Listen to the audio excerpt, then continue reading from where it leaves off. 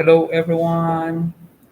Welcome to Sir Parks Online and also to the Internationalization Office. And today I'm going to have a tour with regards to the partnerships in sustainable development goals. So here we can see this is the link actually. Uh, Partnership accelerator dot netlify dot app library. So gonna look for that and you can see the different information, the learning library.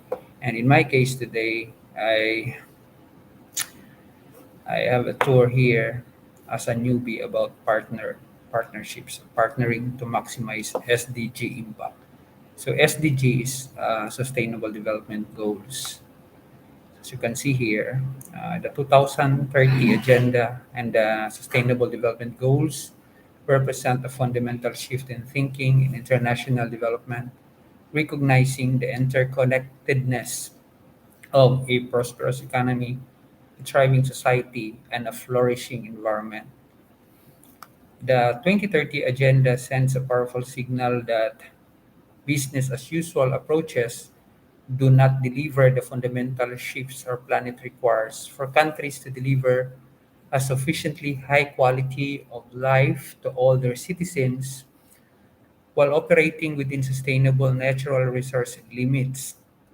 So the 2030 agenda, through engaging and working with all societal sectors in a bottom-up approach, so that's bottom-up approach, informed and supported by top-down experience, technology, finance, and coordination globally is a way of being far more deliberate and targeted in accelerating a society's natural organic development process towards sustainability.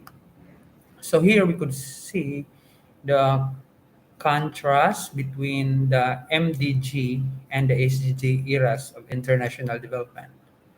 So here, the MDG era focused more on treating symptoms rather than tackling the underlying issues, while the SDG era built on understanding of the interconnectedness of the prosperity of business, society, and the environment.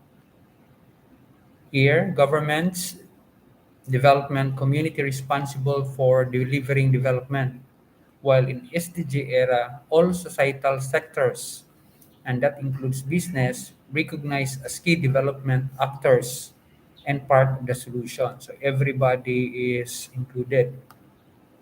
Then we have here each societal sector playing its role in a siloed way, while in SDG era, essential need for collaboration across societal sectors. That is why we in the university, since one of our vision is we will be known internationally, so we really need to be part of this and we need to collaborate in different sectors and not just in the Philippines and also around the world. No?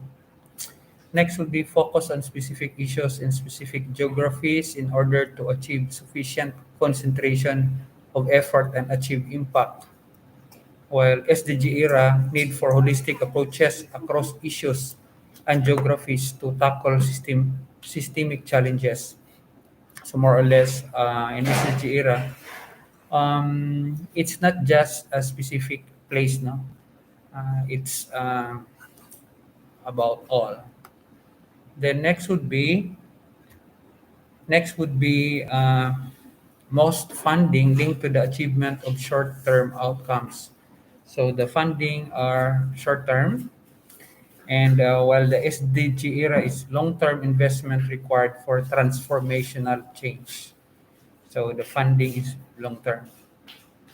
Next, for the MDG era, requirement to demonstrate impact and low tolerance of risk leads to using familiar linear approaches to achieve development outcomes, while the SDG era need for innovative approaches with greater long-term potential to tackle complexity but greater risk of failure.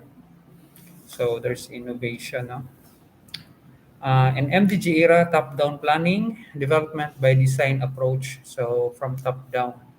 While SDG era, emergent planning based on the coalescing of interest and local resources around particular issues. So this one, another, why partnerships are essential. So you have three answers here. Sustainable development only occurs when societal sectors, so we have business, the government, and the civil society are pulling in the same direction. Then all sectors and organizations have unique roles to play and a unique set of resources to bring to bear. Playing these roles and combining these resources differently can create forms of value that are otherwise impossible to create. So, yun, very important yung partnership. Another, it is essential to pay attention to connections between themes and targets across the SDGs rather than approaching them in silos. Partnership is not just goal 17, it cuts across the whole sustainable development agenda. So this is um, so we have moving towards partnering as the new normal. So this is now the new normal for partnering. So as you can see, this is the current situation. Little collaborations. So we have different arrows here. Little collaboration or coherence across business, government, civil society, academia. So we belong to academia. Jarmisho belongs to academia, UN, and others. So this one is the new normal, systematic collaboration across societal sectors wherever value can be created towards the common goal, polar star of the SDGs. Okay. So next is mindset for partnering and the SDGs. So we have here our world has limited resources, whether financial, technological, natural, or human. So we must optimize the use of such resources to deliver the SDGs. Another is all the ideas, people, technologies, institutions, and resources that are required to achieve the SDGs are already available. Then we have this one. Partnerships are about combining, leveraging, and optimizing resources. How do we combine them in new and transformational ways? As we can see, we have fourfold functions in the university. We have research, instruction, production, and extension. And all of the activities that we could do, that we are doing, would be part of the sustainable development goal. So, right, that's why I'm newbie about partnerships. So that's why I'm reading this one, and I'm also recording this in YouTube so that for others they could watch this video, or they could simply go to that particular website. So many of us work in operating environments that encourage a sense of competition and separation rather than collaboration and cooperation. So that's the uh, very important statement, no? So sense of competition and separation rather than collaboration and cooperation. So it's good to have this one, the collaboration and cooperation, in order for us to reap the benefits of saving time, energy, and other resources. We're often told that there is a scarcity of resources and that our job is to secure for ourselves and for our own organizations as much of the available resources as possible, and that if others lose out in the process, then that's too bad. This is a way of thinking that can have some merit in certain arenas. For example, when it comes to highly competitive industry sectors whose survival depends on keeping costs down. But for the most part, it is a reductive way of thinking because it limits the scope of what can be achieved together. So it makes a collaborative working difficult, especially if we have been told to work in partnership as a way to help an organization to compete with others for funding opportunities. Rather than starting from an assumption of competition and scarcity, what happens if we start with a different assumption? So, this is the assumption: all of the ideas, people, technologies, institutions, and resources that are required to achieve the SDGs are already available. And the task is how to engage them and combine them in new and transformational ways. It's a question. So, this cardinal premise of sufficiency rather than scarcity of resources runs through this guidance and through a value maximization approach to partnering. It is very liberating thought to join the dots between resources in new ways, including thinking differently about what the word resource even means. This requires creative capacities which most of us have in abundance but rarely draw upon. So, thinking transformatively, the picture to the right, the dots represent all of the resources that are potentially available to achieve the SDGs. So, this one. So, for most of us, for most of the time, these dots are separate. It rarely occurs to us to even think about the possible connections between, say, an industrial development strategy and infant nutrition, or between a musical composition and algae farming.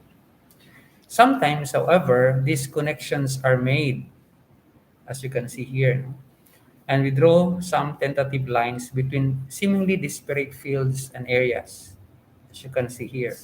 This begins to move us beyond our silos and comfort zones. We are heading in the right direction.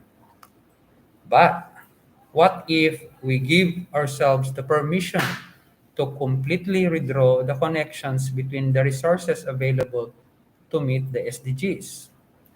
So as you can see here, this is the this is the true collaboration, no? And cooperation. As you can see, that's it looks like a cat. For me, it looks like a cat that smiles. What if we approach every single one of our encounters as opportunities to create new ideas? And what if the best and most interesting ideas emerge from the most unlikely sources? What new connections might emerge then? So from here, as you can see, it's improving. No, first there's no connection. Secondly, I think in, in our case, we have it here like this. But hopefully, this is our goal.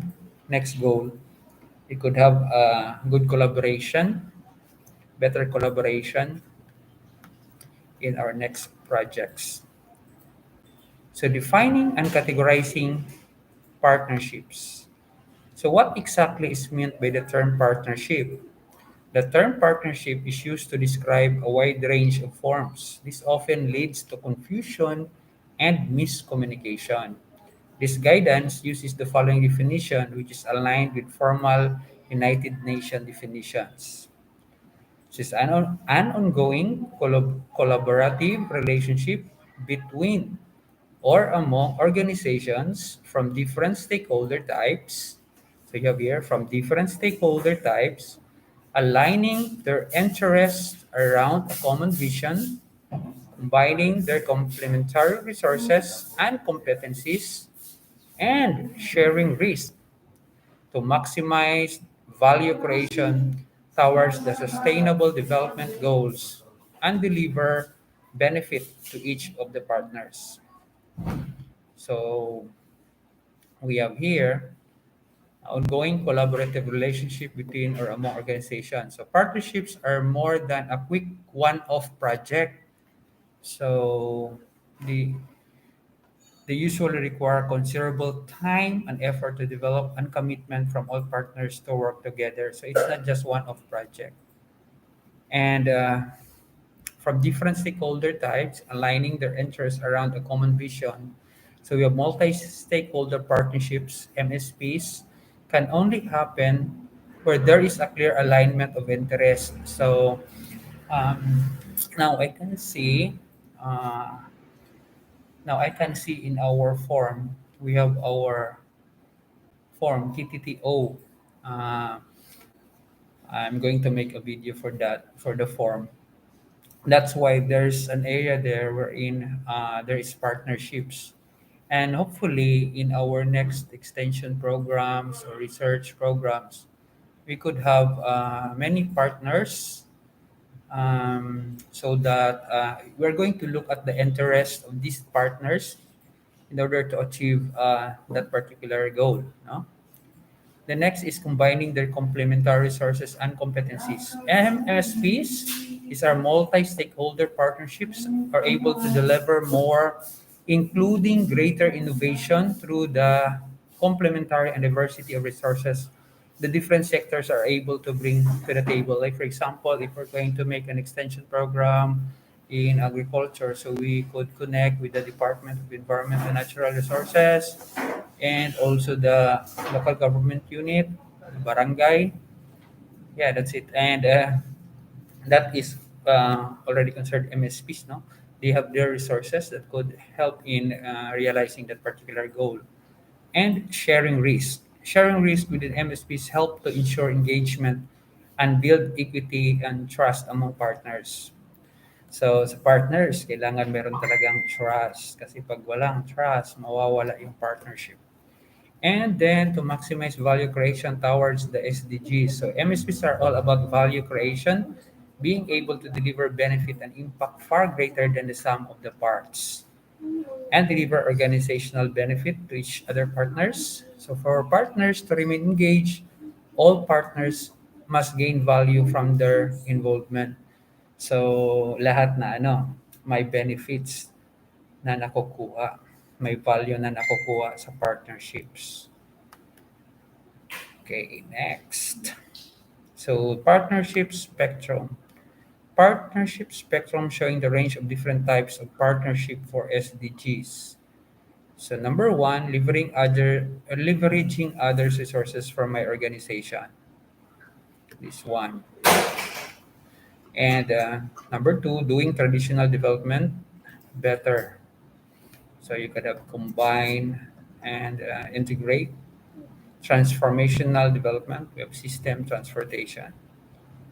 So we have here partners exchange resources of all kinds to deliver benefits to each of the partners, enabling them to deliver more or deliver better. So more and better. For example, an NGO, a non-government organization receiving funding from a company towards a program, a company receiving reputational gains, an exchange of technical experience among NGOs builds knowledge to develop better programming. Multiple partners combine their complementary or similar resources in ways which directly or indirectly deliver traditional development impact more effectively, efficiently, innovatively, or at greater scale. Together, the partners are able to deliver more than the sum of their parts. For example, multiple organizations coming together around an advocacy campaign, creating sufficient critical mass to deliver change. Then we have system transformation. Multiple actors bring together essential complementary resources that together create the levers required to deliver system transformation, which could not have been achieved by any one actor working alone. So dapat nagtutulungan, no? For example, bringing together suppliers, farmers, and major purchasers to together transform a food chain to use biofortified, more nutritious crops, resulting in improved health. So the spectrum can be used for the following purposes. So we have communications and learning to provide shared language about the term partnership for internal and or external communication purposes. Then categorizing and mapping to map the portfolio of different forms of partnership undertaken by an organization. And strategic planning to map the portfolio of different forms of partnership undertaken by an organization. Next, communications and learning. The term partnership is used to describe a wide range of form. This often leads to confusion and miscommunication. This guidance is the following definition, which is aligned to the formal definition. I guess, yeah, it's It's just the same. Yeah. So the partition has, yeah, okay. I guess we were able to read this one just at the beginning, no? So enabling comparison of like with like by being precise about what form of mechanisms under discussion, it also helps to compare like with like. There's less value in comparing a leverage exchange partnership with a system transformation partnership as opposed to comparing two partnerships of the same type. The more people, organizations, and partnerships use a common frame of reference for categorizing and communicating partnership, the higher the potential for clear communication and useful knowledge exchange. So very important, the clear communication. So rules of thumb for the different categories. So we have leverage exchange, combine, innovate, and systems transportation. So reference exchange, think of the type 1 partnerships as doing more and better together, doing more and better together. So this model is more appropriate when one, usually larger, organization wants to support the work of another, usually smaller organization, and can donate useful resources to let them do it better, bigger, or when two organizations each has resources that are valuable to the other partner, and by exchanging them, each gains. Then that's leverage, no? Leverage because yeah, the smaller organization can really benefit the resources of the bigger organization. Think, combine and innovate. Think of the type 2 partnerships as doing new activity together. This model is most appropriate when there is an ambition to combine assets and resources of all kinds because they enable partners collectively to deliver more than the sum of the parts and deliver more efficient, effective, innovative, or sustainable impact. So that's combine and innovate.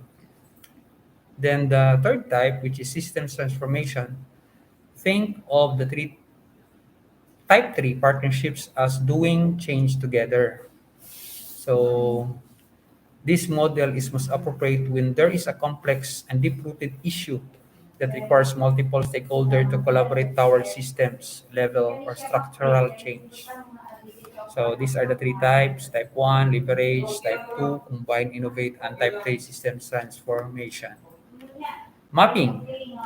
For organizations that are engaged in multiple partnerships, the spectrum can be used as a mapping tool.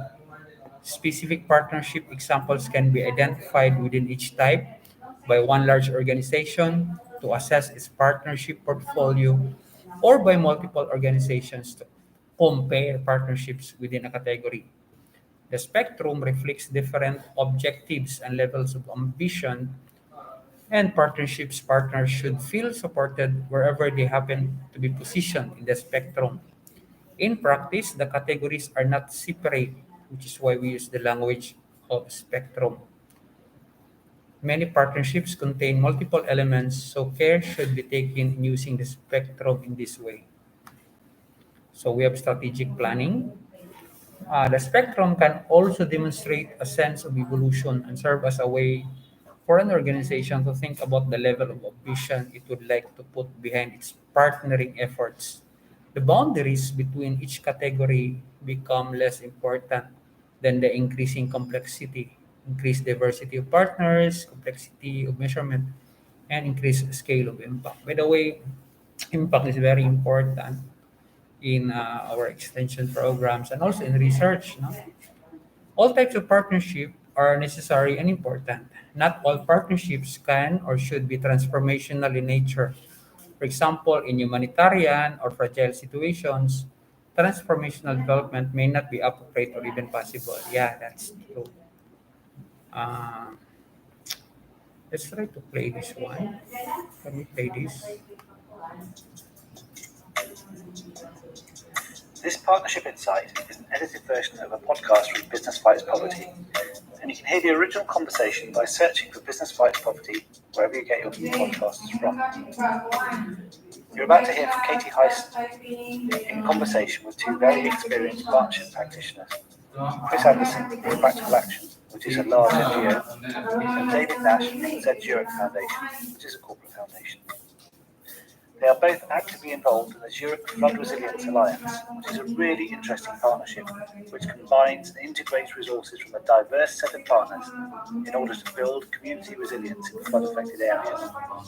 It's a partnership with an unusually large amount of knowledge and impact assessment available in the public domain. In this conversation, Chris and David bring a real clarity about why the partnership works and the value that it creates. Chris works for the development organisation Practical Action, whilst David works within the Zurich Foundation, the private foundation funded by the Zurich Insurance Group. What is interesting about this conversation is the openness and willingness to share the insights into their partnership. Together, Chris and David reveal practical tips to make a collaboration work, ideas on deep impact, and leading-edge thinking on emerging trends which will deeply affect the ability to end poverty. Chris, David, welcome. Thank you very, thanks very much. It's a pleasure to be here. Great to be here. Great to have you, chaps. David, turning to you first, could you share with us a little bit more about what you're working on? Sure. So Chris and I have been working together for at least the last sort of 7 or 8 years or so, looking at the whole issue of flood resilience. So Zurich in 2013 started its Zurich Flood Resilience Programme. We brought together community partners, academia. We tried to harness some of the work of Zurich's risk expertise within the business to try and get ahead of the pre-event building of flood resilience. That programme was originally scheduled for 5 years, was extended in 2018, and in fact in the last month has been extended further and now goes out until December 2024. So that's basically looking at working with communities to get ahead of the curve on the issue of flooding, so that they can build better resilience and end up where floods have no negative impact on their lives. And clearly it goes without saying that's a really vitally important piece of work to be doing. But Chris, bringing you in for you personally, but also from an organisation system perspective, why is this particularly important? Well, personally, I've dedicated most of my career to humanitarian and development work, particularly on disaster risk reduction and building Amingon ra resilience. ka nga at the time di ka pwede mag-audit sa balay. Ngayon ra ka at the time at the time of audit. Working for Practical Action. Ngayon ra ka at the time of audit, the fund ma'am is wala. That work is incredibly valuable. I'm driven by a sense of injustice that poverty is not inevitable and that suffering is avoidable, and that systems that cause these injustices can and must change if we believe in human rights, which we all say we do. So development actors working alone with governments can't solve this alone. It misses out the critical part of the puzzle. The economy drives so much that's good and often not so good in society, and particularly driving risk, the risk of disasters and poverty. So we have to engage the private sector, and having this opportunity to work with Zurich over such a long period of time, to get to know each other, understand each other's language, and to find common ground has been the chance of a lifetime for me personally. I think from a personal point of view, I think I share a lot of where Chris is coming from in terms of drive, a recognition that poverty is not inevitable and that things need to change in order to change that.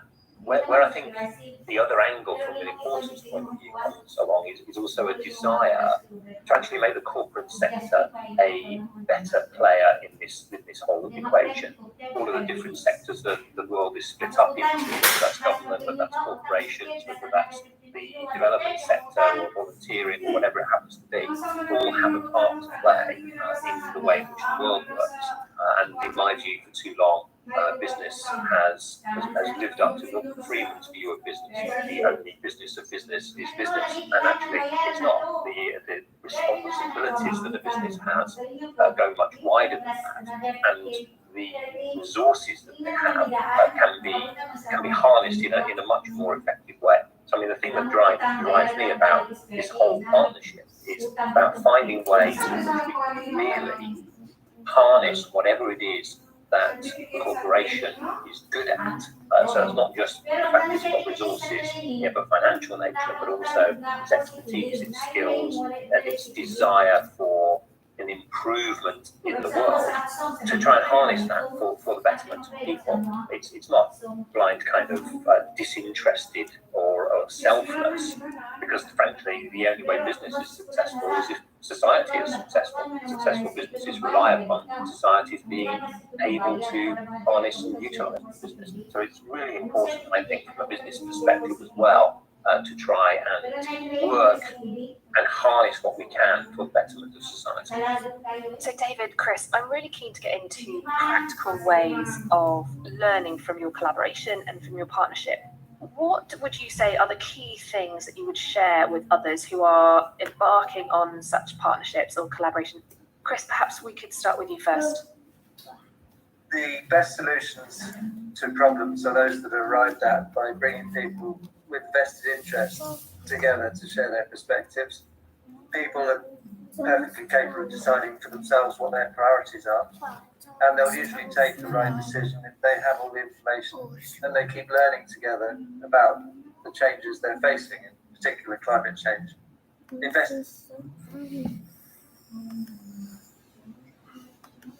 Okay, so that's the audio about partnership, no?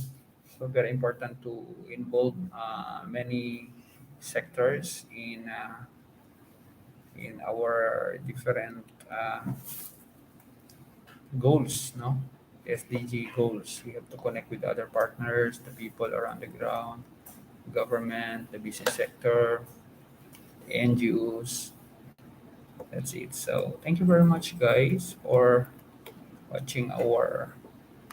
We'll continue this on another video for about partnerships. I hope you learned something about partnerships, and you can visit the site right away in order to learn more about the partnership. Thank you, and always remember learning is lifetime. Bye.